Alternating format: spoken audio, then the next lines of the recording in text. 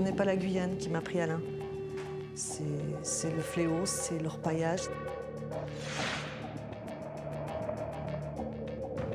C'est un peu un métal maudit en Guyane, hein. Je veux dire, on meurt quand même beaucoup pour l'or. En fait, c'est une guerre qui ne dit pas son nom. C'est le seul théâtre opérationnel en territoire français.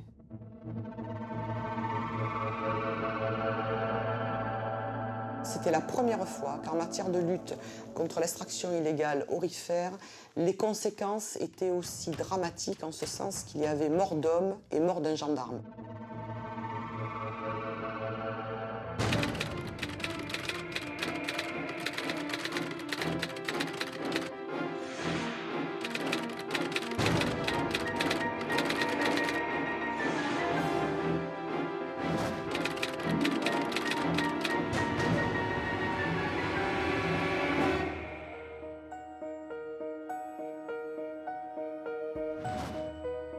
À 200 km à l'ouest de Cayenne, la Mana, un fleuve qui traverse la Guyane.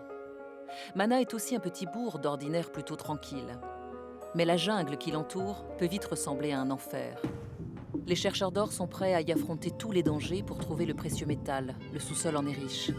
Pour protéger cette ressource et faire respecter l'ordre républicain à plus de 7000 km de la capitale, les gendarmes traquent sans relâche des milliers d'illégaux qui viennent tenter leur chance sur ce sol français.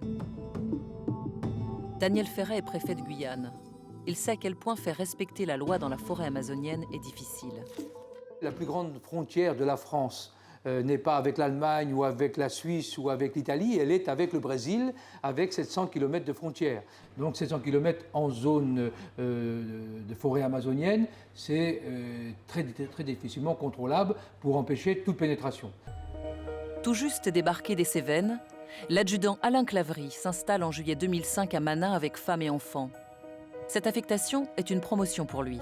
À 39 ans, il prend le commandement d'une brigade territoriale.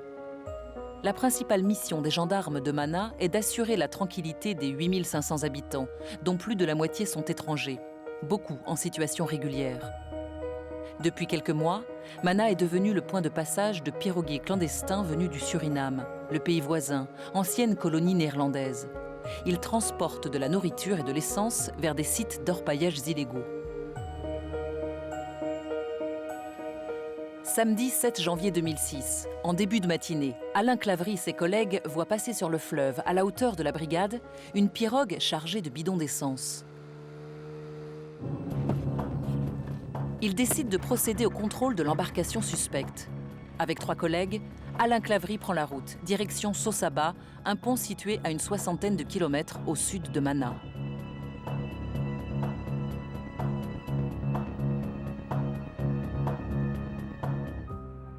Evelyne Claverie se souvient de ce jour tragique. Après avoir déposé ses enfants à l'école, elle fait quelques courses avec une amie. On s'était mises toutes les deux à la terrasse de ce petit commerce pour boire un café et papoter. Et là, on a vu passer les 2 véhicules de gendarmerie et avec Alain en tant que passager. Ça a été un petit clin d'œil et un petit coucou, comme il savait bien le faire, hein, quand il nous a vus. Voilà, c'est la dernière fois que je l'ai vu. Au pont de Sosaba, l'adjudant Claverie et ses hommes réquisitionnent une pirogue pour partir intercepter l'embarcation suspecte. Après une rapide course-poursuite et un tir de semonce, le piroguier se plie aux ordres des gendarmes. L'homme n'a pas de papier.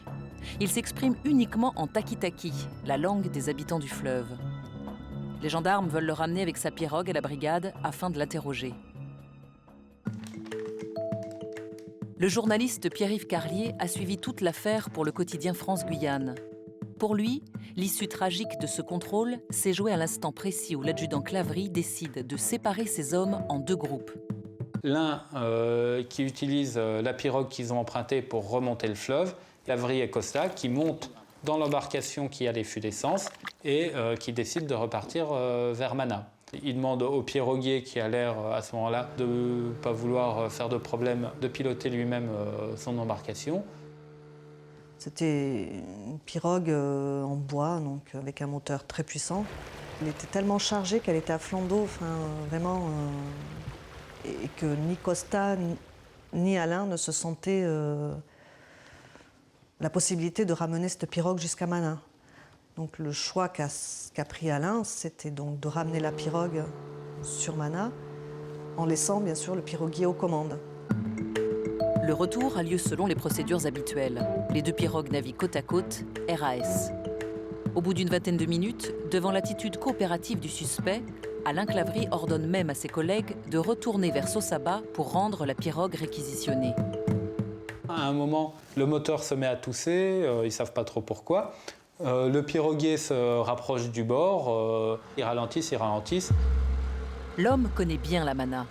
Il a repéré l'endroit idéal, tire brutalement la barre vers le milieu du fleuve et profite de l'effet de surprise pour s'enfuir. Claverie et Costa tentent de maîtriser l'embarcation qui commence à sombrer, sans succès. Bientôt, ils sont obligés, eux aussi, de se jeter à l'eau. Tout s'est enchaîné très très vite. Le piroguier, lui, a regagné la berge. Et Alain s'est retrouvé au milieu du fleuve, gêné par les bidons d'essence qui flottaient, enfin, tout ce qui pouvait tomber de la pirogue. Et ils ont essayé de revenir vers la berge où Costa l'a aidé. Il lui crie de tout larguer, sa ceinture. Si possible, c'est les rangers qui, une fois qu'elles sont gorgées d'eau, vont l'empêcher de nager. Il lui crie qu'il y a un arbre qui pend apparemment au-dessus de l'eau. Donc il lui crie l'arbre. Mais il voit Claverie plonger une fois sous l'eau, une seconde fois, une troisième fois, et Claverie ne réapparaît pas. Le fleuve était haut, était tourmenté. Et Alain n'est pas un bon nageur. Et donc la fatigue peut-être aidant. Enfin, voilà, donc Alain s'est laissé dériver. Et Costa a longé la berge pour aller voir après les branches qui étaient dans l'eau pour le récupérer. Et il ne l'a plus revu. Pendant qu'Alain Claverie est emporté par les flots, Thierry Costa parvient à s'accrocher à une branche et rejoint la terre ferme. Il trouve de l'aide pour retourner à Mana, où il va donner l'alerte.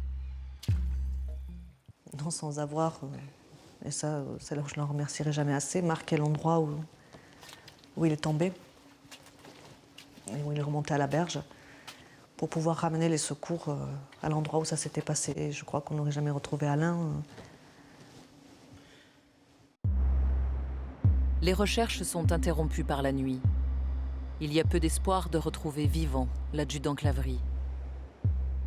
Un hélicoptère et 8 pirogues mobilisées depuis hier. Les recherches reprises à l'aube dans le fleuve Mana en aval de Sosaba se sont soldées par une macabre découverte. Les plongeurs de la gendarmerie retrouvent le corps de l'adjudant Claverie sous l'eau, coincé dans les racines vers 10h30 ce matin. Âgé de 39 ans et en poste en Guyane depuis 6 mois, Alain Claverie dirigeait la brigade de Mana. Il laisse derrière lui une femme et 2 enfants de 8 et 10 ans. Poussé par le courant, le corps d'Alain Claverie est repéré dans une petite crique, cachée sous la végétation, à une quarantaine de mètres seulement de l'endroit où son collègue Thierry Costa l'a vu disparaître. Je sais que j'ai hurlé, les enfants s'est occupé de mes enfants, mais voilà, c'est cette sensation d'être sur un nuage et de ne pas croire que ça nous arrive et d'être complètement détaché. J'ai vécu dans cet état pendant très longtemps.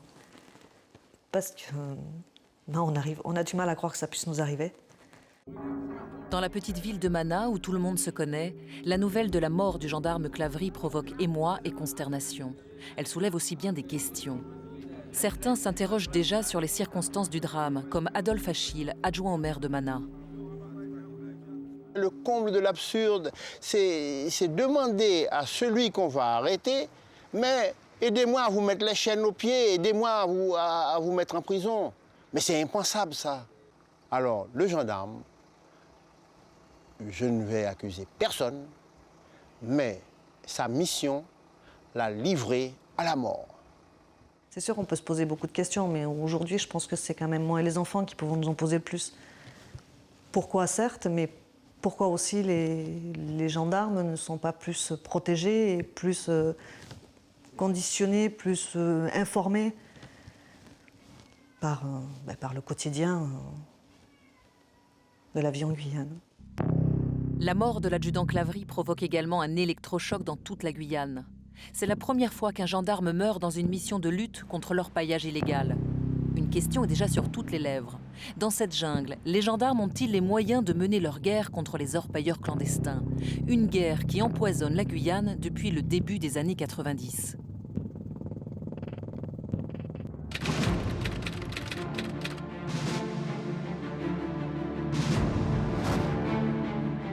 À plus de 7000 km de Paris, la Guyane.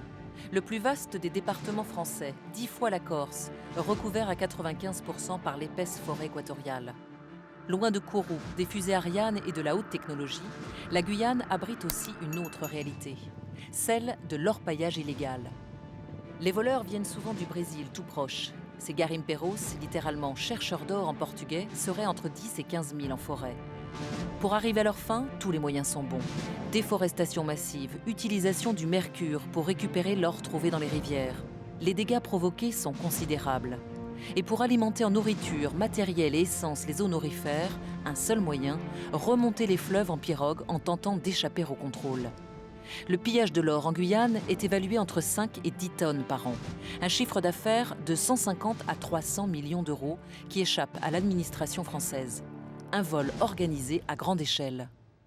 La Guyane est truffée d'or, je veux dire, et ça apparaît comme un Eldorado, avec après le prix de l'or qui monte et qui flambe, cet Eldorado, les gens sont prêts à tout et à n'importe quoi, y compris à risquer leur vie, pour pénétrer clandestinement sur le territoire et extraire l'or pour pouvoir le ramener et l'exfiltrer. Et c'est vrai qu'après, la flambée de l'or a entraîné aussi une montée en puissance de l'immigration clandestine et de cette délinquance qui était l'extraction illégale. Sous la canopée, les gendarmes découvrent régulièrement de véritables villages faits de baraquements de fortune. On y vend de tout, de l'essence, de la nourriture, mais aussi des médicaments, de l'alcool et de la drogue. Dans les bars, les cantines ou les bordels, le français est bien souvent une langue étrangère. Axel May a enquêté sur les réseaux clandestins qui organisent ces trafics au cœur de la jungle. Partageant le quotidien des garimpeiros, il a vécu la violence de leurs conditions de vie. On va trouver des femmes qui sont souvent des prostituées, cuisinières le jour, prostituées la nuit. On trouve même des enfants. Il va y avoir le paludisme qui va se greffer à ça, transmis par les moustiques, dans l'eau stagnante des barrancs, donc les fossés où on récupère l'or. Et parfois, vous avez les zones entières qui sont touchées parce qu'il se passe le palu entre eux et ils sont tous malades.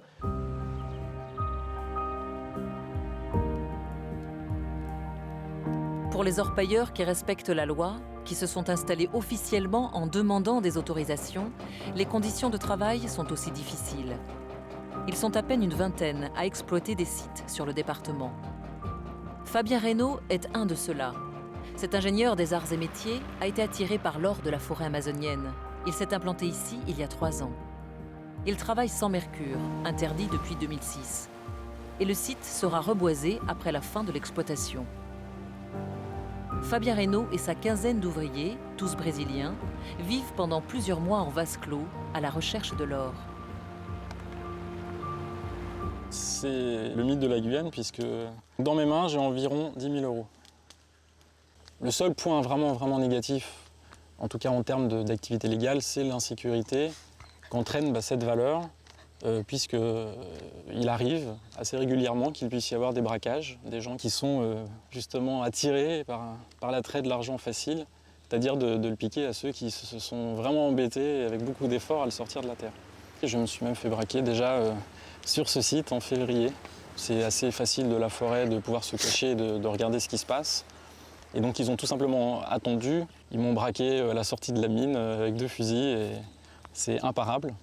Puisque j'ai moi-même choisi la solution de ne pas être armé pour justement éviter d'arriver dans des moments où ça tire dans tous les sens. Bon, dans ces cas-là, on lève les mains et on donne. À partir de 2002, en collaboration avec la police de l'air et des frontières et les douanes, la mission Anaconda est mise en place. Le code minier évolue et la loi autorise désormais les gendarmes à détruire le matériel de prospection saisi lors des interventions. C'est un mot qui sonne bien. Anaconda, c'est un serpent impressionnant que vous trouvez dans les cours d'eau, notamment en Guyane. Et ces opérations Anaconda ont eu le mérite non seulement d'exister, et puis de montrer aux orpailleurs clandestins, voilà, l'État français est décidé à faire quelque chose contre vous. Ces opérations coup de poing sont menées par des spécialistes habitués à intervenir dans la jungle. Mais les autorités font aussi appel aux gendarmes mobiles et aux brigades territoriales comme celle de Mana.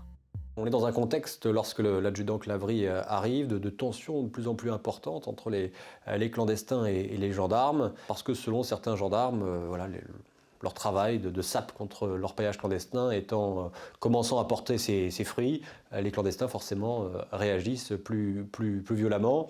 Et il y avait notamment eu un tir contre un hélicoptère de la gendarmerie qui avait fait pas mal parler de lui, contre l'unique, à l'époque, l'unique hélicoptère de la gendarmerie. Lorsque la famille Clavry débarque en Guyane, la mission Anaconda bat son plein. Les gendarmes ont déjà mené plus d'une centaine d'opérations.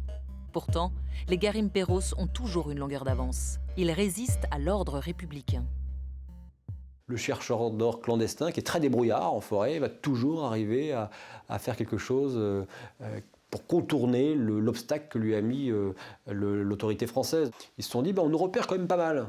Donc plutôt que de faire une déforestation massive, en tout cas aux endroits où il y avait des exploitations d'or, on va essayer de ne pas trop abattre les arbres, comme ça on sera à couvert et plus difficilement repérable. Et c'est ce qui fait dire à certains, finalement, les opérations Anaconda, ça a été un gros coup de pied dans la fourmilière. Ça fait beaucoup de bruit, et puis on se retrouve avec une multitude aujourd'hui, de petits sites beaucoup plus difficilement localisables que l'étaient les grands sites à l'époque où il y avait des villages entiers. Moi, je me souviens d'une phrase qui m'avait marqué, tenue par un patron des douaniers à l'époque, qui m'avait dit, oui, l'Anaconda, aujourd'hui, c'est devenu un lombric, c'est devenu un ver de terre. Pour étrangler l'approvisionnement des chantiers, les gendarmes multiplient aussi les barrages sur les fleuves.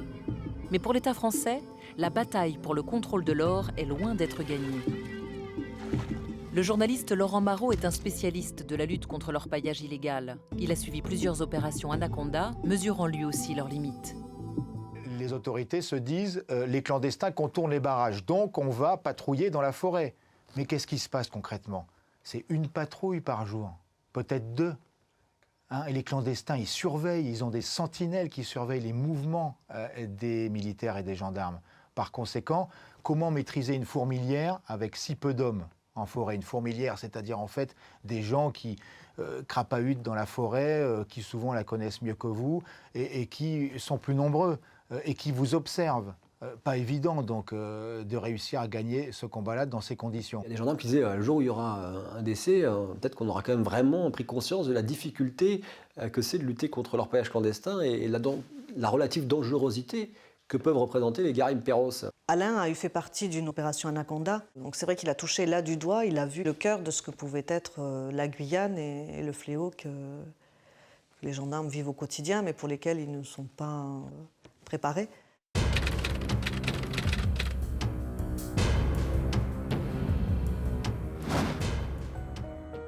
Malgré la ruée vers l'or, malgré la violence qui l'accompagne, Mana reste une petite bourgade tranquille. Le quotidien des gendarmes de la brigade se résume au règlement de problèmes de voisinage, de sécurité publique et d'infraction à la circulation routière. La mort d'Alain Clavry est un événement qui marque à jamais l'histoire de Mana. Mais les gendarmes sont des militaires et l'armée, la Grande Muette, a ses règles à laquelle elle ne déroge jamais. Aucun des hommes de la brigade n'est autorisé à parler. Thierry Costa, celui qui était sur la pirogue avec Alain Clavry, pas plus qu'un autre, ne peut témoigner dans les médias. Alain, à part les démarches administratives dans lesquelles il se débattait et qu'il ne supportait pas, le côté humain avec ses hommes et sur le terrain, il adorait ça. Il ne partait jamais, il n'envoyait jamais ses hommes sur un endroit où il y avait des risques sans être à la tête. C'était son... Et derrière, il y avait du répondant. C'est vrai que ces hommes l'appréciaient énormément. Oui. Ils n'ont pas perdu un collègue ou un commandant de brigade, ils ont vraiment perdu un ami. L'adjudant Clavry, effectivement, jouissait d'une très bonne réputation au niveau de la commune. Il faisait l'objet d'une grande sympathie. Contrairement à d'autres, il s'était bien intégré à la commune, sa femme et ses enfants. Il venait assister à nos fêtes, ce que d'autres ne faisaient pas ou ne font pas. Un des jours où il nous a reçus avec les chefs coutumiers amérindiens et Bushinengue, sa capacité à mettre tout ce monde à l'aise, et la surprise de ces chefs coutumiers de se retrouver en face d'un gendarme et d'avoir à parler assez librement, ce qui n'avait été jusqu'alors pas le cas. Il avait un contact très très facile aussi avec les gens qu'il pouvait côtoyer, qui étaient dans le besoin ou en situation de détresse, parce que ce sont des vrais assistants sociaux, nos gendarmes. Ils savent faire ça aussi. Les apparences sont parfois trompeuses. Sous la torpeur de l'Équateur, la violence n'est jamais très loin. Quand il arrive ici, Alain Claverie est sensibilisé à la lutte contre l'orpaillage clandestin par ses collègues de Saint-Laurent-du-Maroni. À la tombée de la nuit, le trafic sur le fleuve prend régulièrement de l'ampleur. La surveillance doit être accrue. C'est vrai que le soir, même moi, il m'avait fait remarquer, on entendait des pirogues passer. Ce n'était pas des balais non plus incessants, mais on pouvait entendre 3-4 moteurs sans les voir. Personne n'était dupe, tout le monde savait que c'était des Surinamais qui remontaient la mer et le long du fleuve pour alimenter des sites clandestins d'orpaillage. Et chaque soir, moi j'habite près du fleuve à Mana, c'était 4 à 5 pirogues qui passaient avec d'énormes fûts de carburant surtout, c'était quasiment des pétroliers, avec des moteurs de plus de 100 chevaux, entre 80 et 120 chevaux. Donc tout de suite, on pouvait constater qu'il s'agissait de pirogues transportant des produits importants pour les chercheurs d'or. L'adjudant Claverie transmet l'information à ses collègues de Saint-Laurent qui envoient sur place un spécialiste de la lutte contre l'orpaillage clandestin, l'adjudant Thierry Costa. L'adjudant Costa, donc la veille du 7 janvier, était sur la plage d'Awala-Yalimapo, où il a passé la nuit à écouter et à repérer donc, le nombre de pirogues qui pouvaient remonter le long de la Mana. Le lendemain matin, donc le 7 janvier, il est rentré de la plage et il a amené les croissants. Et là, il a fait part donc, de tout ce qu'il avait entendu durant la nuit. Et pendant leur café, ils ont entendu passer une pirogue. Pour eux, ça ne faisait certainement aucun doute que c'était un clandestin. Et c'est là qu'ils ont pris la décision par la route d'intercepter la pirogue et de la contrôler pour voir ce qu'elle contenait. Il faut réagir vite. Alain Claverie prend la route pour se rendre au pont de Sosaba. Il va devancer d'une petite heure la pirogue. Un temps précieux pour préparer l'arraisonnement dans les meilleures conditions. Il ne peut se permettre d'attendre la mise à l'eau du bateau de la gendarmerie. Il y a urgence. La pirogue, je l'ai rarement vue dehors, la pirogue de gendarmerie. Déjà, il faut mettre le moteur dans un local fermé à clé pour éviter les vols, parce qu'il est déjà arrivé que dans des brigades de gendarmerie, des moteurs soient volés par des Surinamais, par des clandestins, ils sont à la recherche. Donc voilà, même les gendarmeries ne leur font pas peur, ils vont voler. Le fleuve est dangereux. Piloter une pirogue ne s'improvise pas, particulièrement quand elle est chargée de bidons d'essence. Les gendarmes ont bien un brevet de navigation, mais Alain Claverie sait qu'en prenant la barre d'une embarcation lourde et du coup peu maniable, il prend un risque considérable. Il n'y a pas si longtemps, la brigade de Mana comptait encore dans ses rangs des piroguiers locaux, habilités à piloter sur le fleuve. Un temps révolu. C'est vrai que là, brigade au bord du fleuve, pas de piroguiers à disposition. C'est vrai que voilà, ça paraît aberrant justement. Depuis mon enfance, j'ai connu des piroguiers à la gendarmerie. Il y avait des piroguiers et lorsque les gendarmes partaient en mission, les piroguiers emmenaient les gendarmes dans la pirogue de la gendarmerie. Et depuis quelque temps, il n'y a plus de piroguiers à la gendarmerie de Mana. Et paradoxalement, au moment où les missions sur la Mana deviennent dangereuses, complexes, parce qu'il y a l'orpaillage clandestin, c'est à ce moment-là que l'administration ne remplace pas les 2 Amérindiens qui étaient piroguiers à la gendarmerie. Dans leurs statistiques, ils ont dû se dire que bon, maintenant c'est calme, ça ne sert à rien de garder ce personnel. Moi, je l'ai conçu à l'époque comme une erreur, pas seulement stratégique, une erreur tout court, parce que 4 gendarmes qui ne sont pas du coin, qui ne sont pas de la commune, qui se retrouvent dans une brigade et qui n'ont pas de personnel local, c'est un lien coupé déjà avec la population locale. Evelyne Claverie retrouve le corps de son mari à la morgue de l'hôpital de Saint-Laurent-du-Maroni. J'ai pu dire au revoir à Alain ce jour-là. Et après, plus rien ne m'est appartenu. Tout s'est enchaîné, les hommages, La mort de l'adjudant Claverie marque l'histoire de la lutte contre l'orpaillage clandestin en Guyane. François Barouin, alors ministre de l'Outre-mer, fait le voyage depuis Paris pour présenter au nom de la France ses condoléances à la famille et afficher la détermination de l'État. À titre posthume, l'adjudant Claverie est décoré de la médaille militaire et de la médaille d'or de la Gendarmerie nationale, promu major.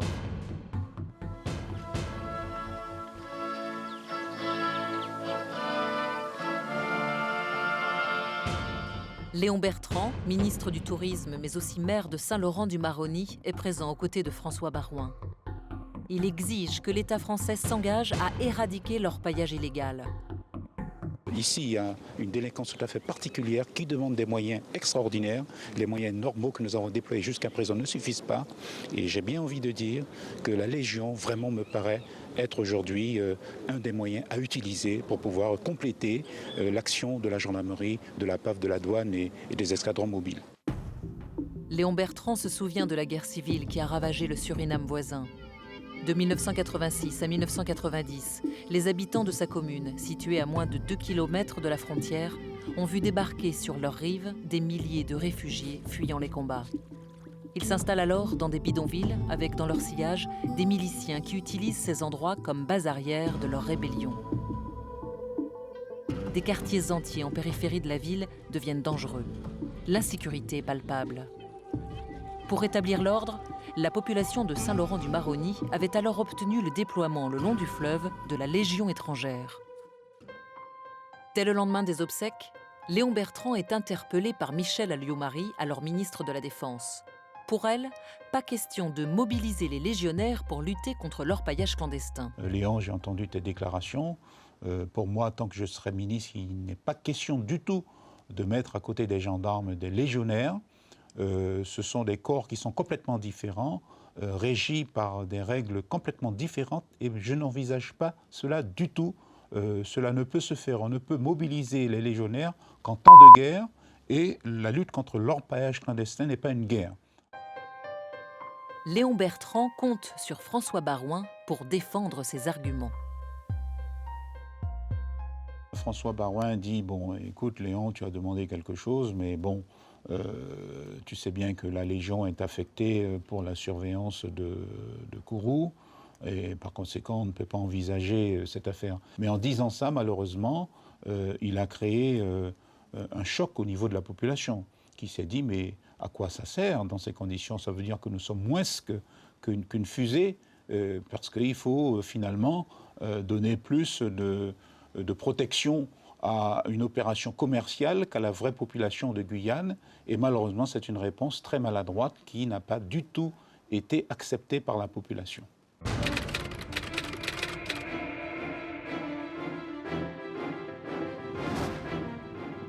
La jungle est la meilleure des caches pour le responsable de la mort du gendarme Claverie qui a peut-être même déjà quitté le territoire français. La section de recherche de Saint-Laurent-du-Maroni se lance aux trousses du fugitif. En attendant la nomination d'un juge d'instruction, les enquêteurs travaillent sous la direction du procureur de la République, Claire Lanné. Les investigations ont été diligentées des chefs en fait, de ce qu'on appelle coups mortels, c'est-à-dire coups et blessures volontaires ayant entraîné la mort sans intention de la donner. On a déjà l'autre gendarme, Costa, qui est un témoin direct, qui peut donner des descriptions. Et puis après, tous les services de gendarmerie sur l'ensemble du département se mettent en œuvre pour tenter d'obtenir du renseignement.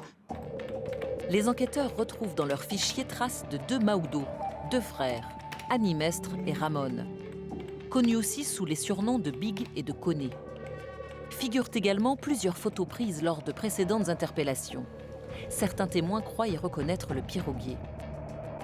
Même si les clichés semblent différents, ils ont tous été associés au seul Annie Mestre. Un mandat d'arrêt est donc délivré le 26 juillet 2006 contre Annie Mestre Maodo. En septembre 2006, le piroguier est localisé sur l'îlet Portal où vit une partie de sa famille.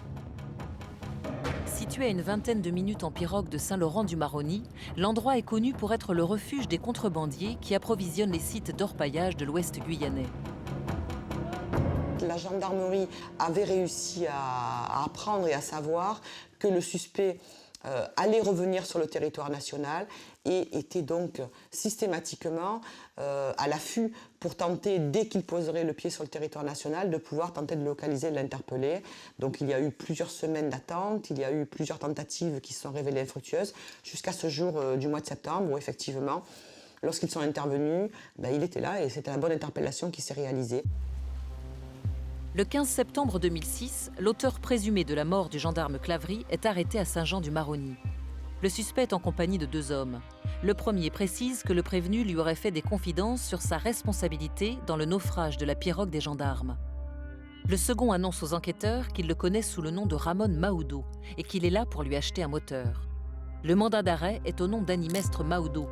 C'est pourtant bien son frère Ramon qui est arrêté ce jour-là. Il se dit victime d'une erreur et même d'un complot.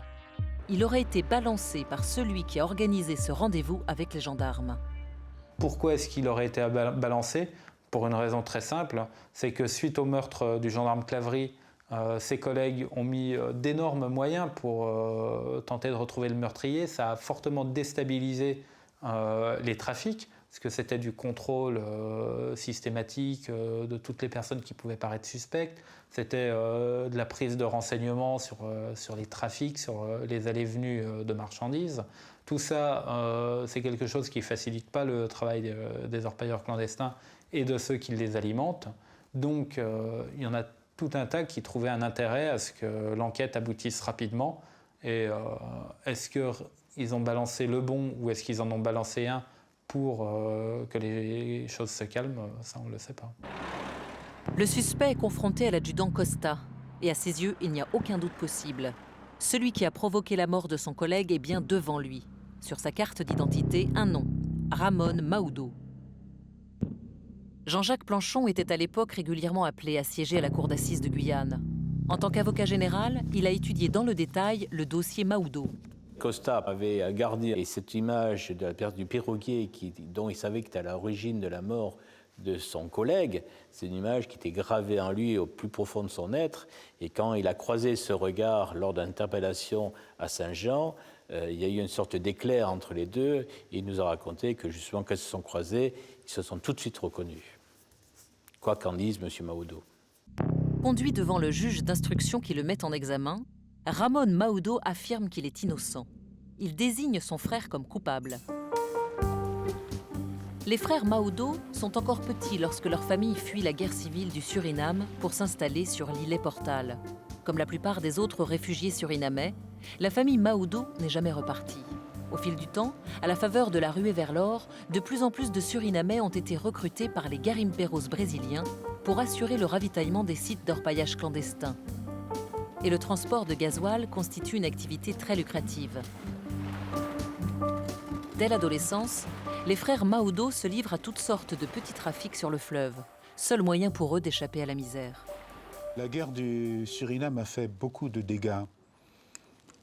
Pendant des années, entre 1986 et 1992, donc pendant 6 ans, beaucoup de gamins ont vécu dans les camps de réfugiés. Et ces gamins, après 92, ont été lâchés dans la nature.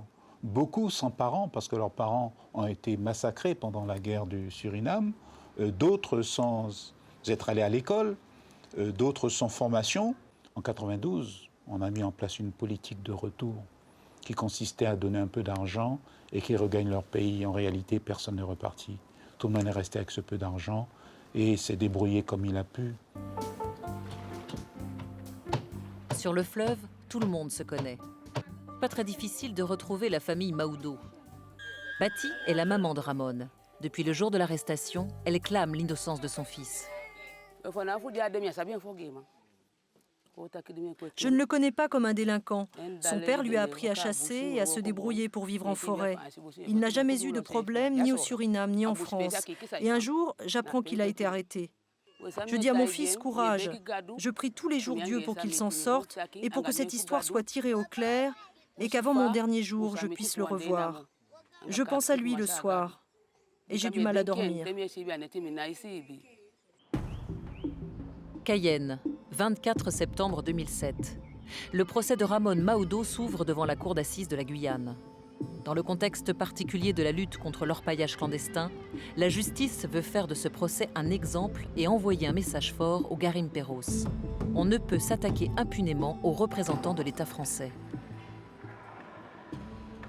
Le début du procès, je peux enfin mettre un visage sur la personne qui était sur la pirogue et le responsable, à mes yeux, de notre situation aujourd'hui et du décès d'Alain. Donc je le fixe, je ne le vois que de profil, mais lui ne peut pas me voir et ne tourne jamais la tête. Donc, mais bon, après, je me dis que c'est cette dernière personne qu'Alain a vue, lui et Thierry, et voilà, et c'est une personne responsable de sa mort. Mais à mon égard, il était assez fuyant, oui. Il s'est retourné pour dire en taki-taki qu'il était désolé de ce qui était arrivé à Alain, mais qu'il n'était pas responsable de la mort d'Alain.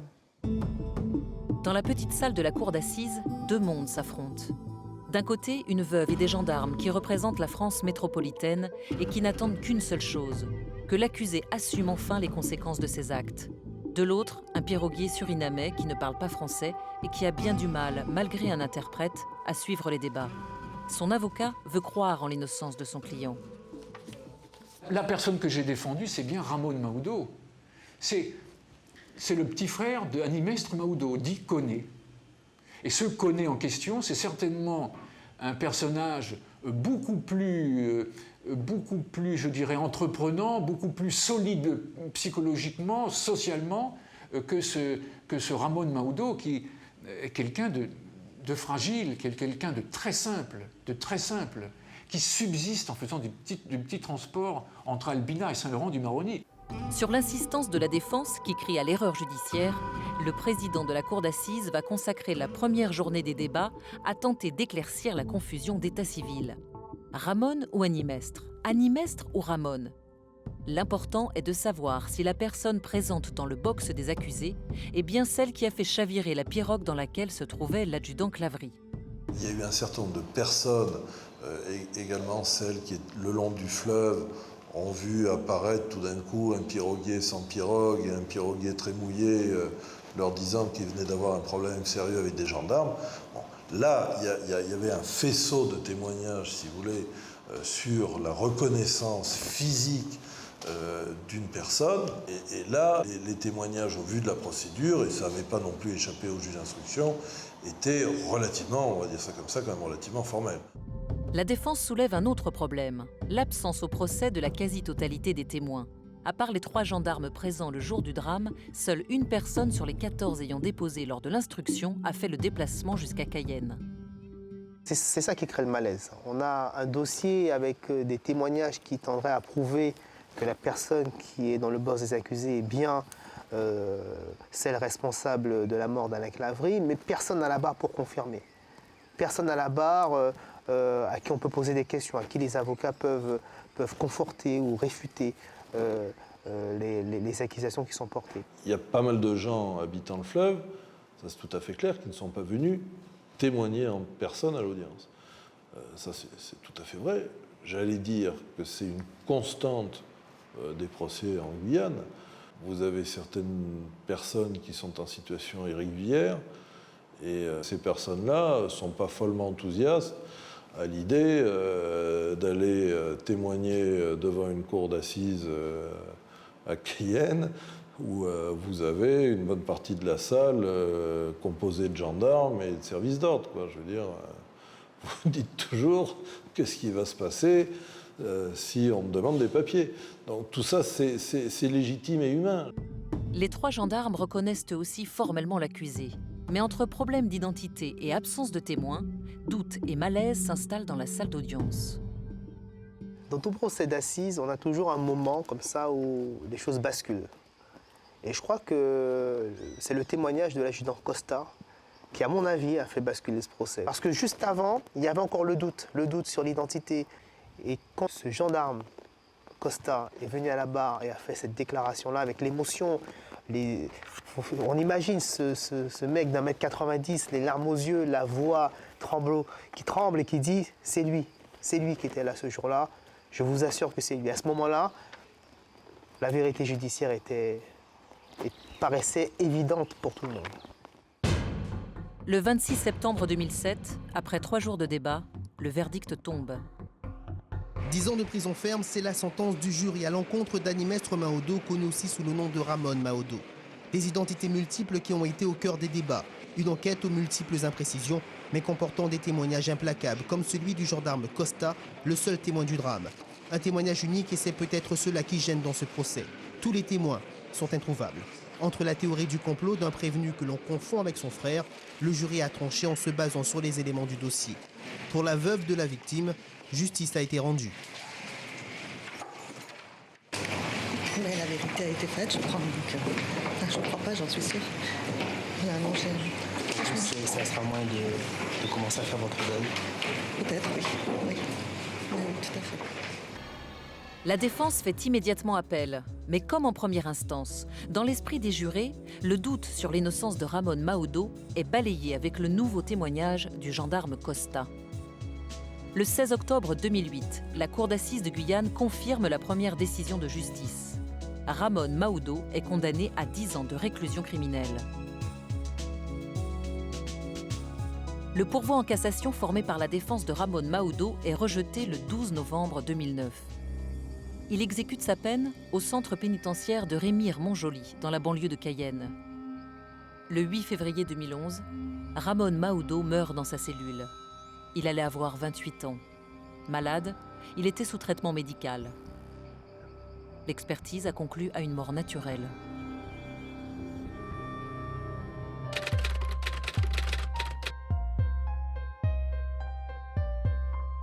Au-delà de cette affaire et du drame familial, il y a aussi le procès quelque part, j'ai envie de dire, d'une lutte à armes inégales. D'un côté, l'or et ses réseaux mafieux, clandestins. De l'autre, des gendarmes, souvent sans grands moyens, qui luttent comme ils peuvent. Est-ce que vous avez eu ce sentiment aussi d'une guerre dont le gendarme Claverie a été l'une des victimes ? Tout à fait, Jocelyne. Ce procès a mis en lumière à la fois le travail difficile et périlleux des gendarmes.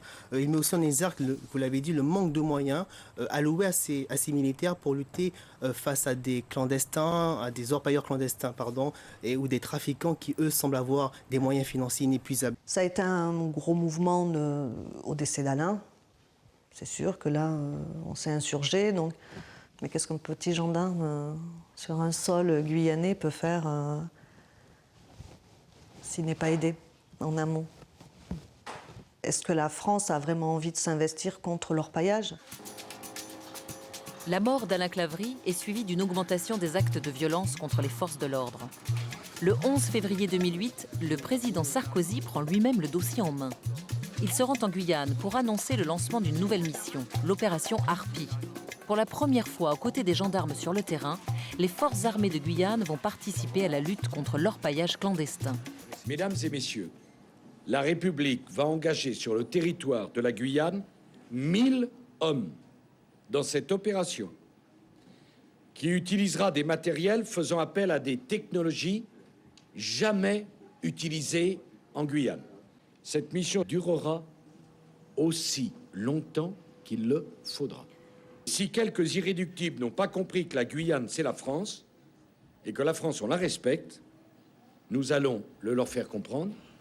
La terre de Guyane ne sera plus violée impunément.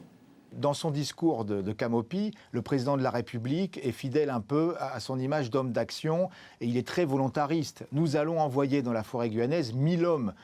On ne violera plus la terre de Guyane impunément. Les clandestins ne franchiront plus les barrages des gendarmes impunément. Autrement dit, nous allons sévir. Et c'est de l'affichage.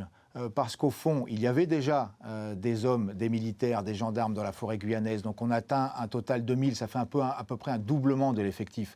Mais on est encore très loin du compte pour pouvoir véritablement atteindre les objectifs du président, et c'est-à-dire de bouter ces clandestins hors de la forêt guyanaise. On en est loin, à tel point qu'au bout de 3 mois, le dispositif il saute parce que visiblement, d'après des sources que j'ai, il n'avait pas été vraiment prévu au niveau budgétaire, ce dispositif. Et donc, il ne dure que 3 mois. On lève les barrages et les clandestins, à nouveau, franchissent les fleuves plus facilement. La guerre de l'or montre enfin son vrai visage. Les chantiers illégaux doivent tourner sans interruption, jour et nuit. Les cours de l'or flambent et les commandes ne cessent d'augmenter. L'activité est en passe de s'industrialiser. Pour échapper aux pirogues des gendarmes, les Garimperos s'équipent de moteurs toujours plus puissants et n'hésitent plus à éperonner les forces de l'ordre. Une véritable course à l'armement que la mission Harpie a bien du mal à contenir. La nuit, le danger est maximum. En fait, c'est une guerre qui ne dit pas son nom. C'est le seul théâtre opérationnel en territoire français. Ça, c'est un officier de l'armée qui m'a dit cette phrase. Voilà, on est ici en Guyane dans le seul théâtre opérationnel, puisqu'il s'agit pour l'armée d'assister les gendarmes, de faire de la logistique, mais dans le cadre d'une action réelle. Là, ce n'est pas des manœuvres. En février 2010, une seconde mission Harpie est lancée, avec plus de moyens encore et sans limitation dans le temps. Chaque jour, 250 gendarmes et 750 militaires sont présents en forêt et sur les fleuves. Aujourd'hui, au pont de Sosaba, à quelques kilomètres de l'endroit où est mort Alain Claverie, un poste de contrôle permanent a été installé. Il est occupé par une quinzaine de gendarmes mobiles venus de métropole pour une mission de quelques mois. Ils surveillent le fleuve 24 heures sur 24.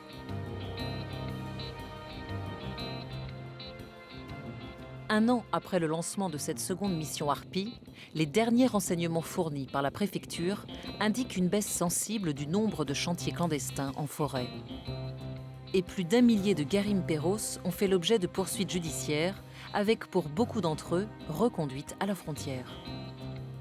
À la préfecture de Guyane, on se veut optimiste. Après 10 ans d'efforts, la lutte contre l'orpaillage clandestin commencerait-elle enfin à porter ses fruits ? Depuis cette année, j'ai décidé d'accorder des autorisations d'exploitation minière à des sociétés métropolitaines, à des très grosses, cotées en bourse, à beaucoup d'artisans également guyanais, comme c'était aussi au siècle dernier ici aussi. Il y avait beaucoup d'exploitations minières comme cela, évidemment dans des conditions très surveillées, très contrôlées, qui restent respectueuses de l'environnement évidemment, qui permettent d'occuper, j'allais dire, le territoire, et souvent de se mettre à la place des Garimperos, et de pouvoir à ce moment-là exploiter légalement l'or, et d'avoir un peu cette présence sur le terrain, et un peu nos sentinelles sur le terrain. C'est l'une des clés de la réussite, de la pérennité. Se réapproprier le terrain. Les quelques orpailleurs légaux ne souhaitent que cela. Ils espèrent développer une activité aurifère profitable à la Guyane tout entière. Mais ils sont loin de partager l'assurance des autorités sur la sécurité au cœur de la forêt amazonienne. Vu la superficie de la Guyane et le niveau d'activité des clandestins aujourd'hui, la quantité de gens, de réseaux, font que les moyens mis en œuvre qui ont été augmentés, certainement, sont encore insuffisants.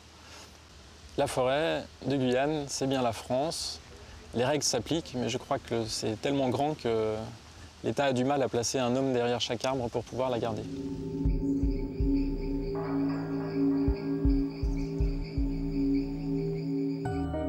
Evelyne Claverie a dispersé les cendres d'Alain sur les terres de son enfance, là où ils se sont rencontrés, au pied des Pyrénées. Une nature sans doute moins violente et plus apaisante que la forêt amazonienne qui a participé à prendre la vie de son mari. On a dit aux enfants que leur père était un héros. Un héros de quoi? D'être mort, il est un héros. Enfin, quand on a 8 et 10 ans, on ne comprend pas qu'un héros ce soit quelqu'un qui soit mort.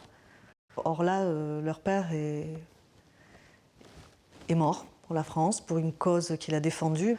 Quand on voit aujourd'hui la lutte contre l'orpaillage en Guyane, il y a eu certes des progrès, mais aujourd'hui, on ne peut pas dire que si Alain est mort en héros et est mort pour la France, c'est servi à grand-chose. Et je ne pense pas que ce sera fait pour rassurer les enfants, qu'on leur dise encore que leur père est un héros de quoi.